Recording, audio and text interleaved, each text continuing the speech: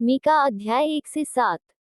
अध्याय 1। यहोवा का वचन जो यहूदा के राजा योताम, आहाज और हिजकिय्याह के दिनों में मोरेशितवासी मीका को पहुंचा, जिसको उसने शोम्रोन और यरूशलेम के विषय में पाया। सामरिया और यरूशलेम के लिए विलाप। दो ही जाति जाति के सब लोगों, सुनो। हे पृथ्वी, तू उस सब समेत जो तुझ में है, ध्यान दे। प्रभु यहोवा तुम्हारे विरुद्ध, वरन परमेश्वर अपने पवित्र मंदिर में से तुम पर साक्षी दे। 3। क्योंकि देख, यहोवा अपने पवित्र स्थान से बाहर निकल रहा है, और वह उतरकर पृथ्वी के ऊंचे स्थानों पर चलेगा। 4। पहाड़ उसके नीचे गल जाएंगे, और तराएं ऐसे फटेंगी जैसे मोम आग की आंच से, और पानी जो घाट से नीचे बहता है। 5। ये सब याकूब के अपराध और इस्राएल के घराने के पाप के कारण होता है। याकूब का अपराध क्या है? क्या सामरिया नहीं? और यहूदा के ऊंचे स्थान क्या हैं? क्या यरूशलेम नहीं? 6। इस कारण मैं सामरिया को मैदान में का ढेर बना दूंगा, और दाख का बगीचा बनाऊंगा, और मैं उसके पत्थरों को खड में लुढ़का दूंगा, और उसकी नींव उखाड़ दूंगा। 7। उसकी सब खुदी हुई मूर्तें टुकड़े टुकड़े की जाएंगी, और जो कुछ उसने छिनाला करके कमाया है वह आग से भस्म किया जाएगा, और उसकी सब प्रतिमाओं को मैं चकनाचूर करूंगा, क्योंकि छिनाले ही की कमाई से उसने उनका संचय किया है, और वह फिर छिनाले की सी कमाई हो जाएगी। 8। इस कारण मैं छाती पीट कर हाय हाय करूंगा, मैं लुटा हुआ सा और नंगा चला फिरा करूंगा, मैं गीदड़ों के समान चिल्लाऊंगा, और शुतुरमुर्गों के समान रोऊंगा। 9। क्योंकि उसका घाव असाध्य है, और विपत्ति यहूदा पर भी आ पड़ी, वरन वह मेरे जाति भाइयों पर पड़कर यरूशलेम के फाटक तक पहुंच गई है। शत्रु का यरूशलेम की ओर बढ़ना। 10। गत नगर में इसकी चर्चा मत करो, और मत रो, बेतपरा में धूलि में लोटपोट करो। 11। हे शापीर की रहने वाली, नंगी होकर निर्स चली जा, सानान की रहने वाली नहीं निकल सकती, बेतेसेल के रोने पीटने के कारण उसका शरण स्थान तुमसे ले लिया जाएगा। 12। क्योंकि सारोत की रहने वाली तो कुशल की बाट जोहते जोहते तड़प गई है, क्योंकि यहोवा की ओर से यरूशलेम के फाटक तक विपत्ति आ पहुंची है। 13। हे लाकीश की रहने वाली, अपने रथों में वेग चलने वाले घोड़े जोत, तुझी से सियोन की प्रजा के पाप का आरंभ हुआ, क्योंकि इसराइल के अपराध तुझी में पाए गए। 14। इस कारण तू गत के मोरेशित को दान देकर दूर कर देगा, अकजीब के घर से इसराइल के राजा धोखा ही खाएंगे। 15। हे मारेशा की रहने वाली, मैं फिर तुझ पर एक अधिकारी ठहराऊंगा, और इसराइल के प्रतिष्ठित लोगों को अदुल्लाम में आना पड़ेगा। 16। अपने दुलारे लड़कों के लिए अपना केश कटवाकर सिर मुड़ा, वरन अपना पूरा सिर गिद्ध के समान गंजा कर दे, क्योंकि वे बंदी होकर तेरे पास से चले गए हैं। अध्याय 2। गरीबों पर अत्याचार करने वालों की भर्त्सना। 1। हाय उन पर जो बिछौनों पर पड़े हुए बुराइयों की कल्पना करते और दुष्ट कर्म की इच्छा करते हैं, और बलवंत होने के कारण भोर को दिन निकलते ही वे उसको पूरा करते हैं। 2। वे खेतों का लालच करके उन्हें छीन लेते हैं, और घरों का लालच करके उन्हें भी ले लेते हैं, और उसके घराने समेत पुरुष पर, और उसके निज भाग समेत किसी पुरुष पर अंधेर और अत्याचार करते हैं। 3। इस कारण यहोवा यों कहता है, मैं इस कुल पर ऐसी विपत्ति डालने पर हूँ, जिसके नीचे से तुम अपनी गर्दन हटा न सकोगे, न अपने सिर ऊंचे किए हुए चल सकोगे, क्योंकि वह विपत्ति का समय होगा। 4। उस समय यह अत्यंत शोक का गीत दृष्टांत की रीति पर गाया जाएगा, हमारा तो सर्वनाश हो गया, वह मेरे लोगों के भाग को बिगाड़ता है, हाय, वह उसे मुझसे कितनी दूर कर देता है, वह हमारे खेत बलवा करने वाले को दे देता है। 5। इस कारण तेरा ऐसा कोई न होगा, जो यहोवा की मंडली में चिट्ठी डालकर नापने की डोरी डाले। 6। बकवासी कहा करते हैं, बकवास न करो, इन बातों के लिए न कहा करो, ऐसे लोगों में से अपमान न मिटेगा। 7। है याकूब के घराने, क्या ये कहा जाए कि यहोवा का आत्मा अधीर हो गया है? क्या ये काम उसी के किए हुए हैं? क्या मेरे वचनों से उसका भला नहीं होता जो सीधाई से चलता है? 8। परंतु कल की बात है कि मेरी प्रजा शत्रु बनकर मेरे विरुद्ध उठी है, तुम शांत और भोले भाले राहियों के तन पर से चादर छीन लेते हो, जो लड़ाई का विचार न करके निधड़क चले जाते हैं। 9। मेरी प्रजा की स्त्रियों को तुम उनके सुखधामों से निकाल देते हो, और उनके नन्हे बच्चों से तुम मेरी दी हुई उत्तम वस्तुएं सर्वदा के लिए छीन लेते हो। 10। उठो, चले जाओ, क्योंकि यह तुम्हारा विश्राम स्थान नहीं है, इसका कारण वह अशुद्धता है जो कठिन दुख के साथ तुम्हारा नाश करेगी।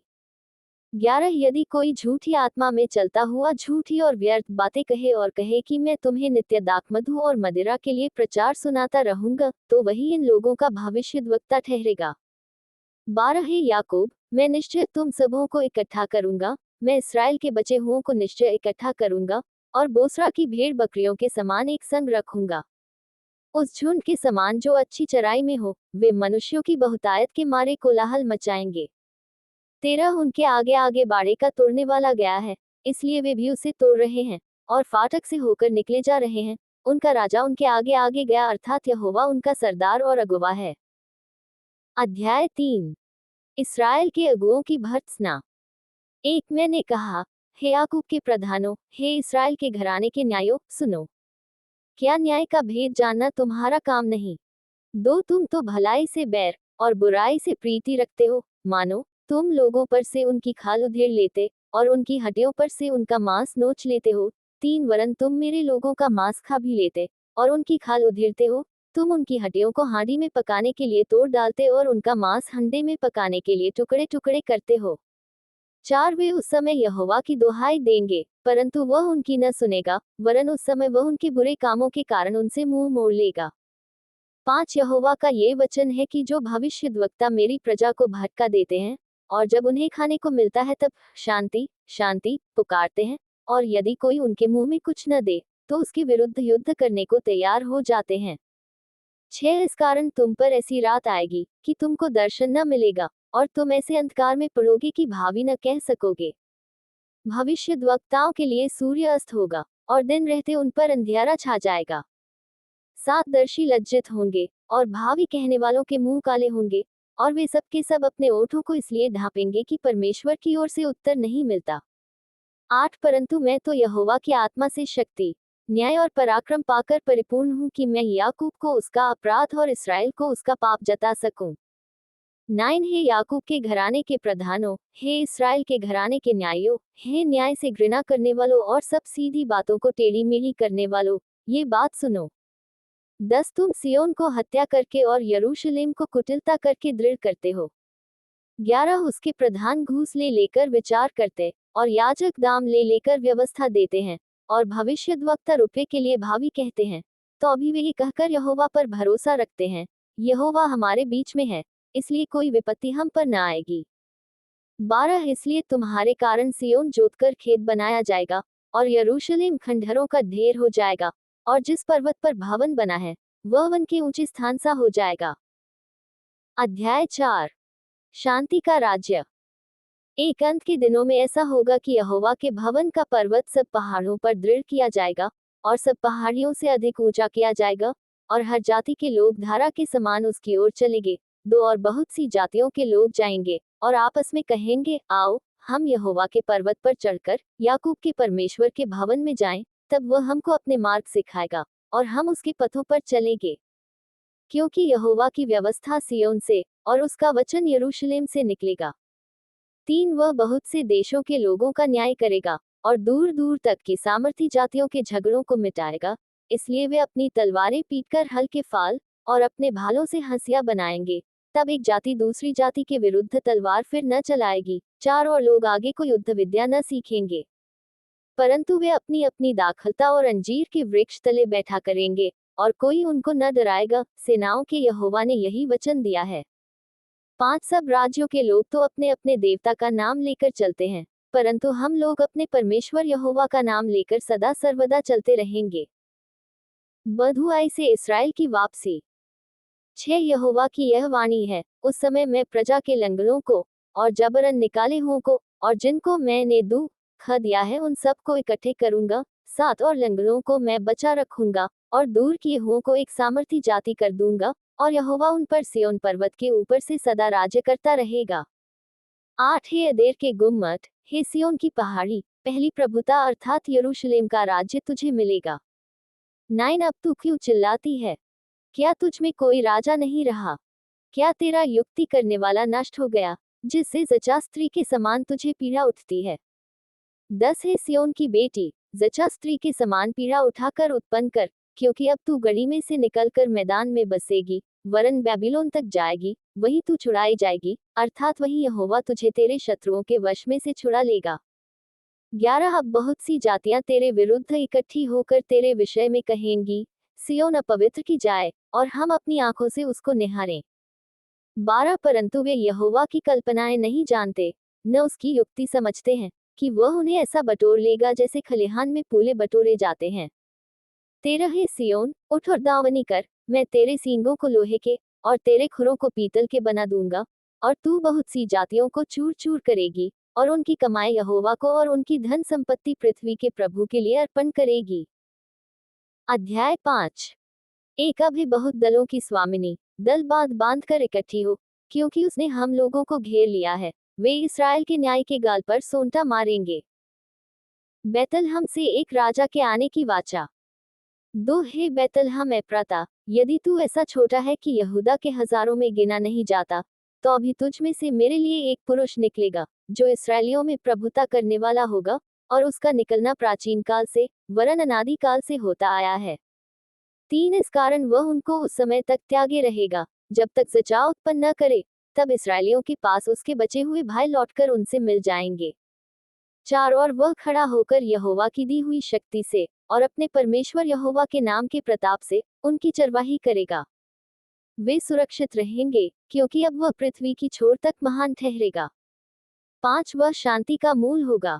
जब अश्शूरी हमारे देश पर चढ़ाई करें, और हमारे राजभवनों में पांव रखें, तब हम उनके विरुद्ध 7 चरवाहे वरन 8 प्रधान मनुष्य खड़े करेंगे। छुटकारा और दंड। 6 और वे अश्शूर के देश को वरन प्रवेश के स्थानों तक निम्रोद के देश को तलवार चलाकर मार लेंगे, और जब अश्शूरी लोग हमारे देश में आएं, और उसकी सीमा के भीतर पांव रखें, तब वही पुरुष हमको उनसे बचाएगा। 7 तब याकूब के बचे हुए लोग बहुत राज्यों के बीच ऐसा काम देंगे, जैसा यहोवा की ओर से पड़ने वाली ओस और घास पर की वर्षा, जो किसी के लिए नहीं ठहरती और मनुष्यों की बाट नहीं जोहती। 8 याकूब के बचे हुए लोग जातियों में और देश देश के लोगों के बीच ऐसे होंगे जैसे वन पशुओं में सिंह, या भेड़ बकरियों के झुंडों में जवान सिंह होता है, क्योंकि जब वह उनके बीच में से जाए, तो लताड़ता और फाड़ता जाएगा, और कोई बचा न सकेगा। 9 तेरा हाथ तेरे द्रोहियों पर पड़े और तेरे सब शत्रु नष्ट हो जाएं। 10 यहोवा की यह वाणी है, उस समय मैं तेरे घोड़ों का तेरे बीच में से नाश करूंगा, और तेरे रथों का विनाश करूंगा। 11 मैं तेरे देश के नगरों को भी नष्ट करूंगा, और तेरे किलों को ढा दूंगा। 12 मैं तेरे तंत्र मंत्र का नाश करूंगा, और तुझ में टोन्हे आगे को न रहेंगे। 13 मैं तेरी खुदी हुई मूर्तें और तेरी लाठें तेरे बीच में से नष्ट करूंगा, और तू आगे को अपने हाथ की बनाई हुई वस्तुओं को दंडवत न करेगा। 14 मैं तेरी अशेरा नामक मूर्तों को तेरी भूमि में से उखाड़ डालूंगा, और तेरे नगरों का विनाश करूंगा। 15 और मैं जाति जाति से जो मेरा कहा नहीं मानती, क्रोध और जलजलाहट के साथ बदला लूंगा। अध्याय 6। इसराइल के विरुद्ध परमेश्वर का अभियोग। एक जो बात यहोवा कहता है, उसे सुनो, उठकर पहाड़ों के सामने वाद विवाद कर, और टीले भी तेरी सुनने पाएं। 2 हे पहाड़ों और हे पृथ्वी की अटल नींव, यहोवा का वाद विवाद सुनो, क्योंकि यहोवा का अपनी प्रजा के साथ मुकद्दमा है, और वह इसराइल से वाद विवाद करता है। 3 हे मेरी प्रजा, मैंने तेरा क्या बिगाड़ा है? क्या करके मैंने तुझे उकता दिया है? 4 मेरे विरुद्ध साक्षी दे। मैं तो तुझे मिस्र देश से निकाल ले आया, और दासत्व के घर में से तुझे छुड़ा लाया, और तेरी अगुवाई करने को मूसा, हारून और मरियम को भेज दिया। 5 हे मेरी प्रजा, स्मरण कर कि मोआब के राजा बालाक ने तेरे विरुद्ध कौन सी युक्ति की, और बोर के पुत्र बिलाम ने उसको क्या सम्मति दी, और शित्तीम से गिलगाल तक की बातों का स्मरण कर, जिससे तू यहोवा के धर्म के काम समझ सके। परमेश्वर क्या चाहता है? 6 मैं क्या लेकर यहोवा के सम्मुख आऊं, और ऊपर रहने वाले परमेश्वर के सामने झुकूं?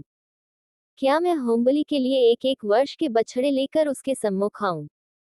7 क्या यहोवा हजारों मेढ़ों से, या तेल की लाखों नदियों से प्रसन्न होगा? क्या मैं अपने अपराध के प्रायश्चित में अपने पहलोए को, या अपने पाप के बदले में अपने जन्माए हुए किसी को दूं? 8 हे मनुष्य, वह तुझे बता चुका है कि अच्छा क्या है, और यहोवा तुझसे इसे छोड़ और क्या चाहता है, कि तू न्याय से काम करे, और कृपा से प्रीति रखे, और अपने परमेश्वर के साथ नम्रता से चले। 9 यहोवा इस नगर को पुकार रहा है, और संपूर्ण ज्ञान तेरे नाम का भय मानना है। राजदंड की, और जो उसे देने वाला है उसकी बात सुनो। 10 क्या अब तक दुष्ट के घर में दुष्टता से पाया हुआ धन और छोटा ऐपा घृणित नहीं है। 11 क्या मैं कपट का तराजू और घटबड़ के बटखरों की थैली लेकर पवित्र ठहर सकता हूँ। 12 यहाँ के धनवान लोग उपद्रव का काम देखा करते हैं, और यहाँ के सब रहने वाले झूठ बोलते हैं और उनके मुंह से छल की बातें निकलती हैं। 13 इस कारण मैं तुझे मारते मारते बहुत ही घायल करता हूँ, और तेरे पापों के कारण तुझको उजाड़ डालता हूँ। 14 तू खाएगा परंतु तृप्त न होगा, तेरा पेट चलता ही रहेगा, और तू अपनी संपत्ति लेकर चलेगा परंतु न बचा सकेगा, और जो कुछ तू बचा भी ले उसको मैं तलवार चलाकर लुटवा दूंगा। 15 तू बोएगा परंतु लवेगा नहीं, तू जैतून का तेल निकालेगा परंतु लगाने न पाएगा, और दाख रौंदेगा परंतु दाख मधु पीने न पाएगा। 16 क्योंकि वे ओमरी की विधियों पर और अहाब के घराने के सब कामों पर चलते हैं, और तुम उनकी युक्तियों के अनुसार चलते हो, इसलिए मैं तुझे उजाड़ दूंगा और इस नगर के रहने वालों पर ताली बजवाऊंगा, और तुम मेरी प्रजा की नामधराई सहोगे। अध्याय 7। इस्राएल का नैतिक पतन। एक हाय मुझ पर, क्योंकि मैं उस जन के समान हो गया हूँ जो धूपकाल के फल तोड़ने पर या रही हुई दाख बीनने के समय के अंत में आ जाए। मुझे तो पक्की अंजीरों की लालसा थी, परंतु खाने के लिए कोई गुच्छा नहीं रहा। 2 भक्त लोग पृथ्वी पर से नष्ट हो गए हैं, और मनुष्यों में एक भी सीधा जन नहीं रहा। वे सबके सब हत्या के लिए घात लगाते और जाल लगाकर अपने अपने भाई का आहेर करते हैं। 3 वे अपने दोनों हाथों से मन लगाकर बुराई करते हैं। हाकिम घूस मांगता और न्याय घूस लेने को तैयार रहता है, और रईस अपने मन की दुष्टता वर्णन करता है। इसी प्रकार से वे सब मिलकर जालसाजी करते हैं। 4 उनमें से जो सबसे उत्तम है वह कटीली झाड़ी के समान दू खदाई है, जो सबसे सीधा है वह कांटे वाले बाड़े से भी बुरा है। तेरे पहरुओं का कहा हुआ दिन अर्थात तेरे दंड का दिन आ गया है, अब वे शीघ्र चौंधिया जाएंगे। 5 मित्र पर विश्वास मत करो, परम मित्र पर भी भरोसा मत रखो, वरन अपनी अर्धांगिनी से भी संभल कर बोलना। 6 क्योंकि पुत्र पिता का अपमान करता और बेटी माता के और बहू सास के विरुद्ध उठती है, मनुष्य के शत्रु उसके घर ही के लोग होते हैं। 7 परंतु मैं यहोवा की ओर ताकता रहूंगा, मैं अपने उद्धारकर्ता परमेश्वर की बाट जोहता रहूंगा, मेरा परमेश्वर मेरी सुनेगा। उद्धार परमेश्वर ही से। 8 हे मेरी बैरन, मुझ पर आनंद मत कर, क्योंकि ज्यों ही मैं गिरूंगा त्यों ही उठूंगा, और ज्यों ही मैं अंधकार में पड़ूंगा त्यों ही यहोवा मेरे लिए ज्योति का काम देगा। 9 मैंने यहोवा के विरुद्ध पाप किया है, इस कारण मैं उस समय तक उसके क्रोध को सहते रहूंगा जब तक कि वह मेरा मुकद्दमा लड़कर मेरा न्याय न चुकाएगा। उस समय वह मुझे उजियाले में निकाल ले आएगा, और मैं उसका धर्म देखूंगा। 10 तब मेरी बैरन जो मुझसे यह कहती है कि तेरा परमेश्वर यहोवा कहाँ रहा, वह भी उसे देखेगी और लज्जा से मुंह ढांपेगी। मैं अपनी आंखों से उसे देखूंगा, तब वह सड़कों की कीच के समान लताड़ी जाएगी। 11 तेरे बाड़ों के बांधने के दिन उसकी सीमा बढ़ाई जाएगी। 12 उस दिन अश्शूर से और मिस्र के नगरों से और मिस्र और महान के बीच के और समुद्र समुद्र और पहाड़ पहाड़ के बीच के देशों से लोग तेरे पास आएंगे। 13 तो भी ये देश अपने रहने वालों के कामों के कारण उजाड़ ही रहेगा। इस्राएल पर परमेश्वर की दया। 14 तू लाठी लिए हुए अपनी प्रजा की चरवाही कर, अर्थात अपने निज भाग की भेड़ बकरियों की, जो करमेल के वन में अलग बैठती हैं, वे पूर्वकाल के समान बाशान और गिलाद में चरा करें। 15 जैसे कि मिस्र देश से तेरे निकल आने के दिनों में, वैसी ही अब मैं उसको अद्भुत काम दिखाऊंगा। 16 अन्य जातियां देखकर अपने सारे पराक्रम के विषय में लजाएंगी, वे अपने मुंह को हाथ से छिपाएंगी और उनके कान बहिरे हो जाएंगे। 17 वे सर्प के समान मिट्टी चाटेंगी और भूमि पर रेंगने वाले जंतुओं की भांति अपने बिलों में से कांपती हुई निकलेंगी, वे हमारे परमेश्वर यहोवा के पास थरथराती हुई आएंगी और वे तुझसे डरेंगी। 18 तेरे समान ऐसा परमेश्वर कहाँ है जो अधर्म को क्षमा करे और अपने निज भाग के बचे हुओं के अपराध को ढांप दे। वह अपने क्रोध को सदा बनाए नहीं रहता, क्योंकि वह करुणा से प्रीति रखता है। 19 वह फिर हम पर दया करेगा और हमारे अधर्म के कामों को लताड़ डालेगा। तू उनके सब पापों को गहरे समुद्र में डाल देगा। 20 तू याकूब के विषय में वह सच्चाई और अब्राहम के विषय में वह करुणा पूरी करेगा, जिसकी शपथ तू प्राचीन काल के दिनों से लेकर अब तक हमारे पितरों से खाता आया है।